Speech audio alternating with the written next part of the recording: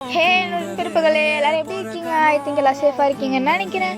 அப்படியே சேஃபாக இருங்க, வீட்டில் இருங்க, வெளியே போகாதீங்க. அப்படி ரொம்ப இம்பார்ட்டண்ட்டான திங்க், வெளியே போகணுன்னு நினச்சிங்கன்னா மாஸ்க் போட்டுக்கோங்க, சானிடைசர் கையில் வச்சுக்கோங்க, சோஷியல் டிஸ்டன்சிங் கீப் பண்ணுங்க. அப்புறம் இன்றைக்கி ஒரு இன்ட்ரெஸ்டிங்கான வீடியோ இது. அதாவது ஒரு பர்சன் வந்து இன்ட்ரடியூஸ் பண்ண போகிறாங்க இன்னொரு டாப்பிக்கை. ஸோ என் கான்டாக்ட்ஸில் இருக்க பாதி பேருக்கு அவங்க யாருன்னு நல்லாவே தெரியும். அந்த இப்போ அவங்க வந்து சொல்ல போகிறாங்க. வானம் இல்லைன்னா மேகம் நல்லா இருக்காது, மேகம் மட்டும் இருந்தாலும் வானம் நல்லா இருக்காது. இப்போது இந்த இதில் நீங்கள் என்ன அண்டர்ஸ்டாண்ட் பண்ணிக்கலாம்னா, ரெண்டும் சேர்ந்தாதான் ஒரு அழகு, தனி அழகு. இது எல்லாத்துக்குமே தெரியும். அதுவே இப்போ வந்து நம்ம கூட ஒருத்தங்க இருக்கும்போது, அவங்க கூட நம்ம சேர்ந்து இருக்கும்போது அது வந்து ஒரு தனி என்ஜாய்மெண்ட். எப்படின்னா, இப்போ வந்து நாங்கள் பிரதர்ஸ் பற்றி தான் சொல்ல போகிறோம்.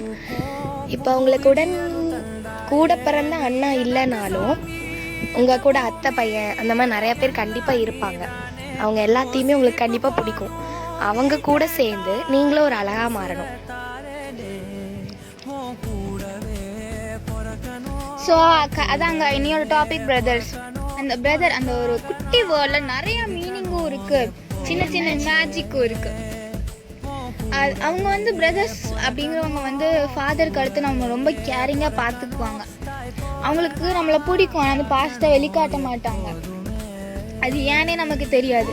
சிஸ்டர்ஸும் அப்படிதான். பிரதர்ஸ் மேலே நிறையா பாசம் வச்சுருப்போம், ஆனால் பிடிக்காத மாதிரியே நடிப்போம், வெளிக்காட்டிக்க மாட்டோம். அவங்க நம்ம கூட ஒரு நாள் பேசலைனாலுமே நம்ம ரொம்ப ஃபீல் பண்ணுவோம். ஏன் இன்றைக்கி பேசல, என்ன ஆச்சு அப்படின்னு நம்ம போய் இரிட்டேட் பண்ணுவோம், சண்டை போடுவோம், கேட்போம். அந்த மாதிரி சின்ன சின்ன விஷயங்கள்லாம் பிரதர்ஸோட இருக்கும்போது தான் நடக்கும். எவ்வளோ பேர் நம்ம கூட இருந்தாலும் பிரதர்ஸ் அப்படிங்கிறவங்க நம்ம கூட இல்லைன்னா அது ஒரு சின்ன ஃபீலிங். என்னடா இவ்வளோ ஃபீல் பண்ணி சொல்கிறாருன்னு பார்க்குறீங்களா? ஏன்னா நான் ஒரு சிங்கிள் சைல்டு, எனக்கு பிரதர் சிஸ்டர் யாருமே கிடையாது. ஸோ அதனால் எனக்கு அந்த குட்டி குட்டி ஃபீலிங்ஸ் இருக்கும்.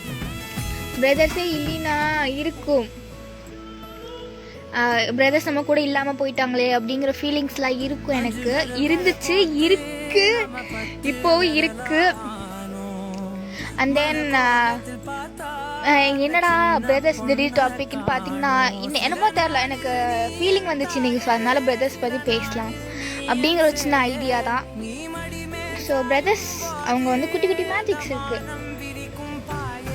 அண்ட் தென் எனக்கு வந்து என் கான்டாக்ட்ஸ்லேருந்து எனக்கு கூட க்ளோஸான ஒரு 4 பிரதர்ஸ் இருக்காங்க இப்போது. ஸோ அவங்களுக்கே தெரிஞ்சிருக்கும் அவங்க யாருன்னு. ஸோ அவங்க என்னை விட்டுட்டு போக மாட்டாங்கன்னு நினைக்கிறேன்.